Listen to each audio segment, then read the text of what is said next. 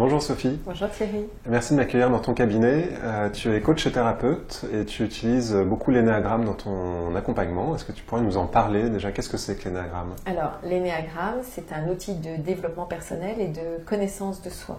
C'est un outil qui est ancestral, qui date des moines soufis et qui est venu en Europe avec Gurdjieff et en France depuis une vingtaine d'années. Il y a beaucoup d'écoles qui se sont montées pour expliquer l'énéagramme et nous avons à peu près une quarantaine de livres qui existent maintenant sur le marché sur cet outil-là. C'est un outil qui est utilisé aussi bien dans les entreprises que pour les particuliers. D'accord. Dans l'accompagnement individuel, dans la thérapie de couple par exemple. Tout à fait. Voilà. Alors concrètement, qu'est-ce que c'est l'énéagramme? Alors concrètement, ça parle de 9 types de personnalités que l'on a dès l'enfance. Il va y avoir un port d'attache, une base. Et c'est pour ça que pour se retrouver, souvent il faut se repositionner quand on était enfant, à 15-20 ans, pour vraiment trouver comment on était à l'essence. D'accord. Et ça part du principe que souvent on estime qu'on a manqué d'amour de nos parents, on n'en a pas trouvé assez et en permanence on s'est structuré avec 9 façons différentes de se structurer dans notre vie. On a adopté des comportements pour pallier à ce manque d'amour.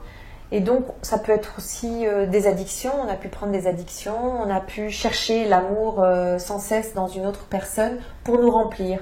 Or, l'énéagramme peut nous permettre de comprendre que cet amour, on peut le trouver en soi et qu'on peut se développer par nous-mêmes et pas toujours à se dire que c'est les autres qui vont nous compléter. D'accord. Alors concrètement, dans l'accompagnement que tu fais dans ton quotidien, dans ton job, comment est-ce que tu fonctionnes? Alors, quand je peux transmettre en entreprise pour de la dynamique d'équipe, cohésion d'équipe et de la connaissance de soi, ça aide énormément à progresser.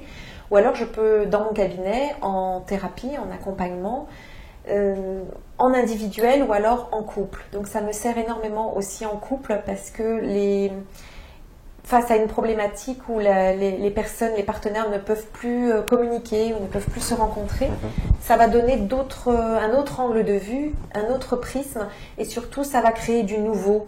Ça va créer un espoir de pouvoir s'ajuster autrement parce qu'on va comprendre enfin quels sont les besoins de l'autre et aussi nos propres besoins et on va pouvoir du coup s'y adapter et s'ajuster. Donc ça va aider à mieux se comprendre déjà soi-même et comprendre l'autre et du coup ça va permettre de fluidifier la relation. Tout à fait et surtout peut-être de découvrir l'autre d'une autre façon et on peut avoir vécu pendant 20 ans avec la personne et on a plutôt été à côté de la personne qu'avec la personne et on n'a pas réussi à découvrir réellement qui elle était au fond d'elle-même. D'accord. Et cet outil en couple est merveilleux parce que justement tout d'un coup on va pouvoir, même après 20 ans de mariage, s'émerveiller de nouveau sur son partenaire et se dire « Oh mais je n'ai pas tout vu, j'ai encore de l'espoir » de découvrir d'autres choses et surtout de m'ajuster et de ne pas me bloquer toujours avec les choses que je ne comprends pas de cette personne. Alors dans les personnes que tu accompagnes, est-ce que tu aurais un exemple ou deux particuliers qui te reviennent? Alors j'ai vraiment un exemple très concret d'un couple où la femme était altruiste et l'homme était observateur. Et quand ils sont arrivés dans mon cabinet, elle a raconté une histoire qui était ancienne et elle avait toujours pas digéré cette histoire. Et c'était donc l'altruiste qui est quelqu'un qui est très donnant, qui pense aux autres. Et puis avec l'observateur, son mari qui était chirurgien, mais qui sont souvent dans leur bulle. Et donc elle a raconté le fait qu'elle avait eu un accident de scooter et qu'au moment de son accident, elle avait appelé son mari qui était chirurgien et lui il s'était simplement inquiété de la technicité de l'accident, de savoir juste comment le pied, si ça allait ou pas. Et après, comme il allait à un concert et qu'il était musicien, il lui a dit tu pourras me joindre par le standard parce que moi je vais à mon concert et il faut que je répète, etc. Mais t'inquiète pas, ça doit pas être trop grave. Et elle a été évidemment frustrée dès le départ parce qu'elle pensait qu'il allait accourir. Et elle est partie à l'hôpital et les médecins lui ont dit le soir on va vous opérer. Et donc là, elle l'a appelé, elle lui a dit mais il faut que tu viennes, je me fais opérer, etc. C'est grave. Et 5 ans après, quand elle racontait cette histoire, elle comprenait toujours pas pourquoi il n'était pas venu d'emblée.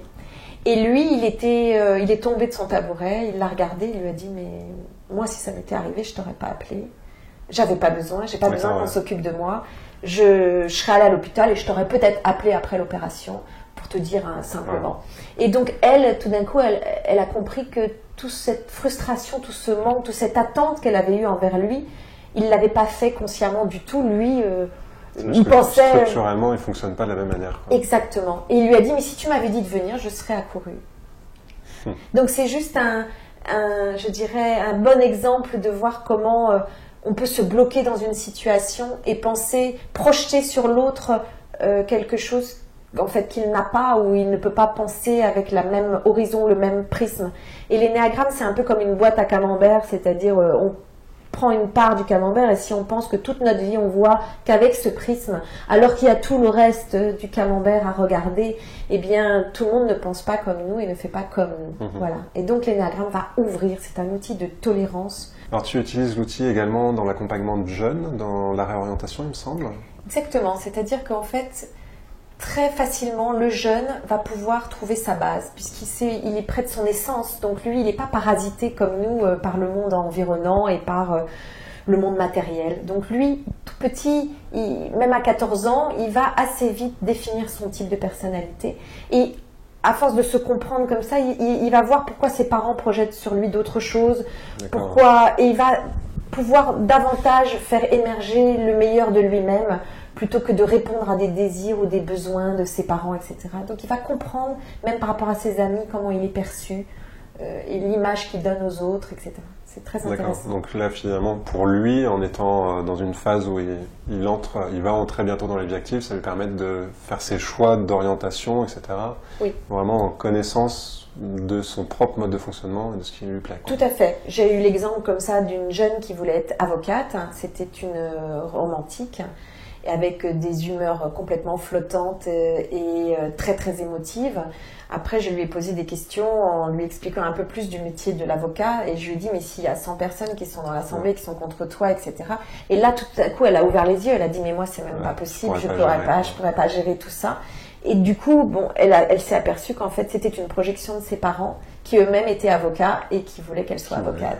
Grand classique, l'histoire de la comptable aussi qui en fait aurait voulu être artiste, etc. Exactement. Et j'ai pu faire bifurquer en orientation énormément les gens et des jeunes qui n'étaient pas faits du tout pour ça, des jeunes qui pouvaient être totalement artistes et donc souvent romantiques et des parents qui voulaient qu'ils soient ingénieurs.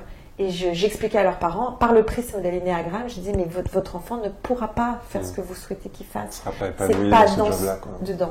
Alors tu proposes des stages, je mettrai le lien pour les retrouver. Et puis tu viens de lancer un jeu également de cartes avec ton fils qui était le graphiste. Est-ce que tu peux en parler juste en 2 mots? Il y aura des vidéos spécifiques dessus. Oui, j'ai choisi de faire un jeu de 33 cartes, en effet avec mon fils qui les a illustrées, pour donner rapidement une envie aux gens d'exploiter cet outil, ou en tout cas peut-être d'aller vers le développement personnel et peut-être de s'intéresser à l'énéagramme. Et donc mon fils a illustré tous les profils, les 9 types de personnalités. Et moi j'en ai fait une synthèse, donc aussi bien des cartes qui sont individuelles et des cartes pour les couples aussi, si les couples ont envie de se découvrir et de communiquer mieux dans leur couple grâce à des cartes d'une façon un peu ludique.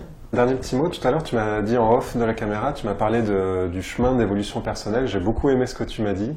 Est-ce que tu pourrais me le redire maintenant que la caméra est allumée? Oui, moi je pars du principe qu'on a une blessure intérieure et donc cette blessure qu'on essaye de réparer comme on peut depuis tout petit.